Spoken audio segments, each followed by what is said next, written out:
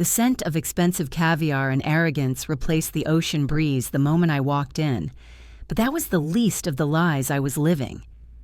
3 days before my dream vacation, I found myself holding a burner phone that proved my wife wasn't just a spendthrift, but a key player in a network that could have buried me under an enormous rock. I worked 70 hours a week for 3 years to earn the right to breathe.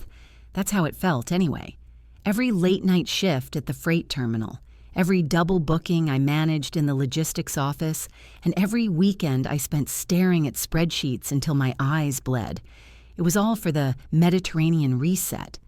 That was the name I gave to the 2-week luxury cruise I had planned for Marina and me. I had every detail saved in a leather-bound folder: the balcony suite, the shore excursions in Santorini, the private dinners under the stars. It was supposed to be the reward for surviving the grind. But when I walked into our apartment on Tuesday afternoon, 3 days before our scheduled departure, the air didn't smell like the ocean. It smelled like expensive fish and arrogance. Marina was in the kitchen, humming a tune I didn't recognize. On the counter sat 6 tins of premium black caviar, the kind that costs more than a monthly mortgage payment. Next to them were several high-end boutique bags from brands I knew we couldn't afford, and a heavy plush fur coat draped over a chair. "What is all this, Marina?" I asked, my voice sounding hollow in my own ears. She didn't even jump. She just turned around with a radiant, almost defiant smile. "Oh, Mark, you're home early. Look at these. I finally got Mom the Imperial set she's been dreaming of. And the coat? It's genuine sable. She's been complaining about the draft in her apartment for months." I felt a cold sensation crawl up my spine. With what money? The savings account is for the cruise, Marina. The tickets, the insurance, the spending money, that's all in the joint travel subaccount. Marina waved her hand dismissively as if she were swatting away a fly. I moved it. "It's fine, Mark. We can go on a cruise any time. But Mom's health is fragile, and her spirits were so low. She needed this. Besides, you're a manager now. You'll make it back in a few months. Don't be so selfish." "Selfish?" I whispered. My hands began to shake. I haven't taken a day off in 800 days. I wore shoes with holes in the soles so I could put an extra $100 into that account every week. You spent $15,000 on black caviar and fur for a woman who has never once said thank you to me. "She's my mother," Marina snapped, her face hardening. "She raised me alone. If you can't provide for the family, what kind of man are you? You're obsessed with this vacation. It's just a boat, Mark. Get over it." I didn't argue. I didn't scream. I went to the bedroom and opened the laptop. I logged into our bank portal. The balance of our joint savings was $14.22. She hadn't just taken the vacation money. She'd cleared out the emergency fund and the rent for next month. As I sat there in the silence of our bedroom, I realized this wasn't just about the money. This was a pattern. Marina had always been her mother's shadow, but this was a total eclipse. Lyudmila, my mother-in-law, had spent the last 5 years treating my income like her personal lottery winnings, but this was the final blow. I began to pack a bag, not for the cruise, but for a hotel. As I reached into the back of our shared closet to grab my duffel, my hand hit something hard, a small metallic briefcase I'd never seen before. It was tucked behind Marina's winter boots. Curiosity, fueled by a simmering rage, made me pull it out. It wasn't locked. When I clicked the latches open, I expected to find more jewelry or maybe the receipts for the caviar. Instead, I found neat rows of small, vacuum-sealed bags filled with a dense, gray-white prohibited substance. Underneath the bags was a burner phone and a handwritten ledger with names and dates. This wasn't just a shopping spree. This was something else entirely. My heart hammered against my ribs like a trapped bird. Just then, I heard the front door open and the shrill, unmistakable voice of Lyudmila. "Marina, darling, did you hide the special delivery from the station? We have a pickup in an hour." I stared at the packages with the substance in the briefcase. My wife wasn't just spending my money. She was involved in an organized scheme. and from the sounds of it, she had turned our home into a waypoint for a network of criminals. I heard their footsteps approaching the bedroom. I had seconds to decide. Do I confront them or do I run? My eyes fell on the burner phone as it began to vibrate with an incoming message. The internal security check is flagging the route. Move the weight now. I realized then that this wasn't just a domestic dispute. This was a trap that could land me an enormous srock, dozens of years if I stayed. I snapped the briefcase shut and slid it under the bed, just as the door handle began to turn. The door handle clicked, and I barely had time to shove the metallic briefcase under the bed before Marina and Lyudmila swept into the room.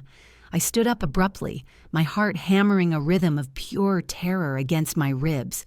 To them, I probably just looked like a husband nursing a broken heart over a stolen vacation. To me, I felt like a man standing on a landmine. "Still moping, Mark?" Lyudmila asked, her voice like sandpaper on silk. She was draped in the new sable coat Marina had bought with my cruise money. She looked like a caricature of wealth, her fingers dripping with gold rings that I certainly hadn't paid for. A real man would be out earning more, not hovering over a suitcase like a jilted schoolboy. "I'm leaving, Lyudmila," I said, my voice surprisingly steady despite the adrenaline. "Marina emptied our accounts. There's nothing left for me here." Marina looked at me, and for a second I saw a flicker of something. Guilt? Fear? But it was quickly replaced by the cold, calculating mask she'd been wearing lately. "Don't be dramatic, Mark. It's just money. Go stay at a hotel for a few nights. Cool off. We have guests coming over tonight for a small celebration. It's better if you're not here." Guests? I glanced toward the bed where the packages with the substance were hidden just inches from their feet. "Does this have anything to do with the special delivery your mother mentioned?" The air in the room turned frigid. Lyudmila's eyes narrowed into slits. The arrogance vanished, replaced by a sharp, predatory stillness. "You shouldn't listen at doors, Mark. It's a bad habit, one that could lead to a very tashkoy obvinenia. Serious accusation, if you're not careful. People who stick their noses where they don't belong often find themselves facing dozens of years in a cell." "Is that a threat?" I asked. "It's a reality check," Lyudmila snapped. "Now, take your bag and get out. We have business at the station tonight, and I won't have you ruining this for us." I didn't wait for a second invitation. I grabbed my duffel bag, the one I'd intended for a Mediterranean balcony, and walked out. But I didn't leave empty-handed. In the chaos of shoving the briefcase under the bed, I had palmed the burner phone. It was heavy in my pocket, a ticking time bomb of data. I drove to a 24-hour diner 3 blocks away, my mind racing. I was a logistics manager. I understood chains of command, routes, and manifests. Looking at that burner phone, I realized I wasn't just looking at a cheating wife or a greedy mother-in-law. I was looking at an organized scheme that used the railway station as a hub for moving illicit goods. Marina hadn't just spent my money. She had likely used my name or my credentials at the freight terminal to facilitate these deliveries. If a vnutrenia proverka, internal security check, happened now, I wouldn't just be broke. I'd be the fall guy for a massive criminal network. I turned on the burner phone. The screen flickered to life, showing a series of encrypted messages. "The shipment is in the false bottom of the grain car, track 4, 11 p.m. Use the bread code for the handoff. The radicals are getting impatient. If the weight isn't there, there will be consequences." My blood ran cold. Radicals. These weren't just petty thieves. These were dangerous criminals. And my wife was right in the middle of it. She had traded our future for a few tins of caviar and the approval of her monstrous mother. Then, a new message popped up, making my breath hitch. "Mark is out. He doesn't suspect the briefcase. We'll move the packages with the substance to the station tonight. If he comes back, handle him." Handle him. The words burned into my brain. They weren't just stealing my life. They were willing to end it. I looked at the clock. 10:15 p.m. They were heading to the station now. They thought I was hiding in some cheap motel licking my wounds. They thought I was a coward who would roll over because I loved a woman who never existed. But they forgot one thing. I knew the logistics of that station better than anyone. I knew every blind spot in the security cameras, every service tunnel, and every scheduled inspection. If they wanted to play bread at the station, I was going to give them a feast they'd never forget. I pulled my car out of the diner parking lot and headed toward the freight yards, not the passenger terminal. As I pulled up to the perimeter fence, I saw a black SUV idling near track 4. 2 men in heavy coats stood by the side, their hands tucked suspiciously into their waistbands, likely concealing nezakonnoe oružia, illegal weapons. And then I saw her. Marina walking toward them, holding a small brown paper bag, the bread. But as I reached for my own phone to call for help, a cold, hard object pressed against the back of my neck. "You really should have just gone to the hotel, Mark." A familiar, gravelly voice whispered from the back seat of my own car. "Now you're going to help us finish the delivery." The cold metal of the nezakonnoe oružia, illegal weapon, pressed into the base of my skull, sending a jolt of pure ice through my veins. I didn't have to turn around to know who it was. The smell of cheap tobacco and stale vodka gave him away. It was Victor, Lyudmila's brother, a man I'd been told was a retired merchant sailor, but who I now realized was the muscle for their organizovana schema, organized scheme. "Keep your hands on the wheel, Mark," Victor growled.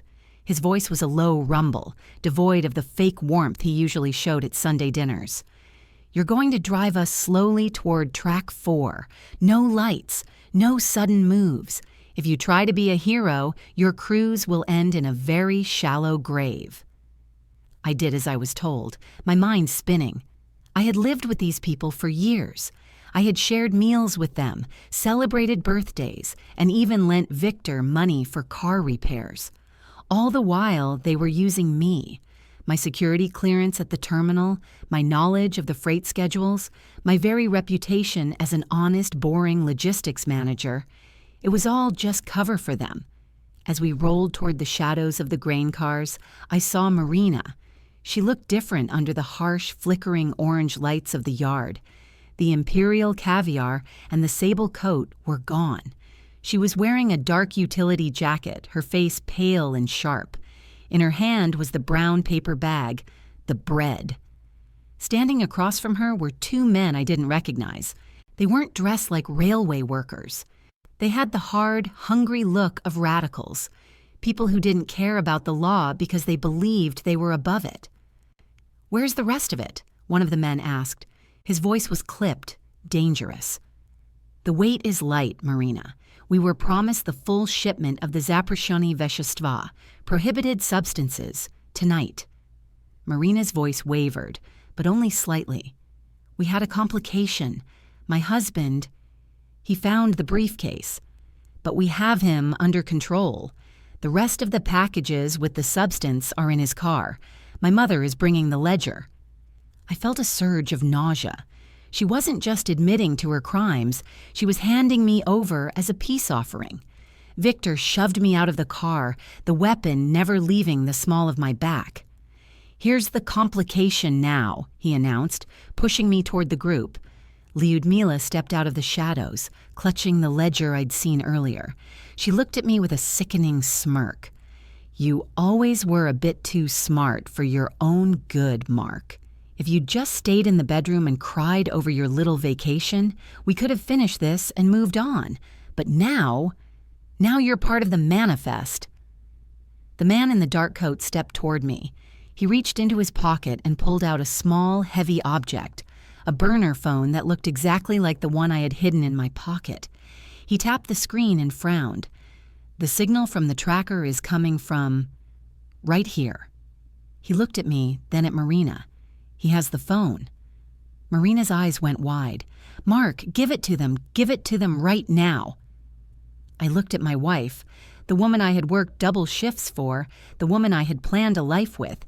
She wasn't scared for me. She was scared of the people she'd gotten into bed with.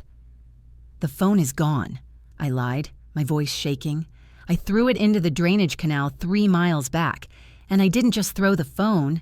I sent a copy of the ledger to the Служба внутренней безопасности, Internal Security Service." A heavy silence fell over the tracks. The only sound was the distant hiss of a steam pipe and the pounding of my own heart. The radicals looked at each other, their hands moving toward their waistbands. Lyudmila's face turned a ghostly shade of white. "He's lying," Lyudmila hissed, though her voice lacked conviction. "He wouldn't dare. He'd face an ogromny srok, huge sentence just for being here." "I don't care about the sentence anymore," I said, looking Marina dead in the eyes. "I've spent 3 years in a prison you built for me. At least in the real one, I won't have to pay for your caviar." The lead radical didn't wait. He signaled to Victor. "Search him. If he's lying, we end this now. If he's telling the truth, we have 5 minutes to disappear before the Vnutrennaya Proverka, internal check, units swarm this sector." Victor grabbed me, his hands rough as he tore at my jacket. I felt the burner phone slip from my pocket and hit the gravel with a dull thud. But before Victor could reach for it, a blinding spotlight cut through the darkness, illuminating the entire group. A voice boomed over a megaphone, echoing off the metal sides of the grain cars. "Internal security! Drop the weapons and put your hands in the air!" In the chaos, Marina lunged for the bread bag, and the lead radical turned his weapon toward the light. But it wasn't the security team that caught my eye. It was the train, the midnight freight, roaring down track 4, exactly on schedule. "The train!" I screamed. But it was too late. The light wasn't just from the security units. It was the headlamp of 20,000 tons of steel, and we were standing directly in its path. The roar of the midnight freight train was deafening, a wall of screaming metal and displaced air that shook the very ground. In the split second before the engine reached us, I didn't run away. I dove toward the gap between the stationary grain cars on the adjacent track. Chaos erupted. The radicals, blinded by the security spotlights and the oncoming train's headlamp, scrambled in different directions. Victor tried to raise his Nezakane Oruji, illegal weapon, but the sheer wind force of the passing train knocked him off balance. He fell backward, the burner phone clattering into the gravel. Marina and Lyudmila were paralyzed. They stood frozen as the freight train thundered past, just inches from the edge of the platform. The bread bag Marina had been clutching was sucked into the vacuum of the passing cars, the vacuum-sealed packages, with the substance spilling out and dancing in the wind like macabre confetti. "Get down!" I screamed. But it wasn't for their benefit. It was for the Служба внутренней безопасности, internal security tactical team, that was now swarming the yard from the opposite side. I had been telling the truth. Mostly, I hadn't thrown the phone into a canal. While I was at the diner, I had used my administrative access to the freight terminal's encrypted portal to flag a high-priority security breach on track 4. I knew that a Vnutrennaya Proverka, internal check of this magnitude, would trigger an immediate response from the heavy-duty units. I had timed my arrival to match the freight schedule, knowing the noise would mask the security team's approach until it was too late for the criminals to escape. As the last car of the freight train rattled past, the yard was suddenly illuminated by dozens of tactical lights. "Hands in the air, now!" Victor tried to bolt, but a flashbang grenade detonated near his feet, sending him sprawling. The radicals were tackled to the ground before they could even reach for their weapons. I stayed flat on the gravel, hands behind my head, as a boot pressed into my back. "Mark Volkov?" a voice barked. "I'm the one who sent the alert," I gasped. "The ledger is under the SUV. The burner phone is by the tracks." It took 3 hours of questioning in a cold, fluorescent-lit office to sort through the wreckage. But as it turned out, my meticulous nature, the same nature that had allowed me to save every penny for a cruise, saved my life. The ledger contained not only the names of the radicals but also detailed notes by Lyudmila on how they intended to frame me as the logistics mastermind if the organizovana schema, organized scheme, ever fell apart. They had even forged my signature on several transport manifests. Because I had initiated the security alert and provided the evidence that led to the capture of the entire cell, the teshkoy obvinenia, serious accusation, that Lyudmila had threatened me with was turned back on them. I was sitting in the observation room when they brought Marina in for her final statement. She looked small, stripped of her boutique clothes and her arrogance. "It was his idea," she sobbed, pointing a trembling finger at the glass she didn't know I was behind. "Mark made us do it. He wanted the money for the cruise. He's the one who handled the packages with the substance." The investigator, a grizzled man who had seen it all, just laid the burner phone on the table. "We have the messages, Marina. We have the GPS data from your mother's phone. And we have the witness statements from the station staff you tried to bribe." He leaned in close. "You're looking at dozens of years for this. Your husband, on the other hand, is the only reason you're not leaving here in a body bag." She went silent then, her face crumpling into a mask of pure, ugly defeat. 2 weeks later, I stood at the railway station one last time. Not the freight yard, but the passenger terminal. My bags were packed, not with caviar, not with fur, and certainly not with forbidden substances. The apartment was gone. I'd sold what was left to pay for a world-class legal team to ensure the divorce was finalized before Marina and her mother were moved to their permanent facility to serve their ogromny srok. Huge sentence. I saw a woman sitting on a bench near the platform, sharing a simple loaf of bread with her child. I felt a strange, bittersweet pang in my chest. I reached into my pocket and pulled out the last thing I had taken from the apartment. A small, gold-embossed receipt for the caviar Marina had bought with my life savings. I walked over to the trash can and let it go. I hadn't gotten my Mediterranean cruise. Not yet. But as I boarded the train headed for the coast, I felt lighter than I had in years.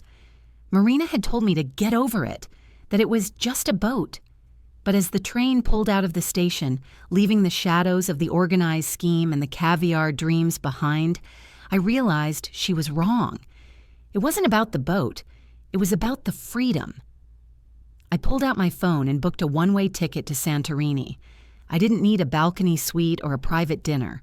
I just needed the horizon. As for Marina and Lyudmila, they would have plenty of time to enjoy their imperial tastes. I heard the food in the state facility was particularly dry. They'd be lucky to get bread. And for the first time in 3 years, I wasn't the one paying for it.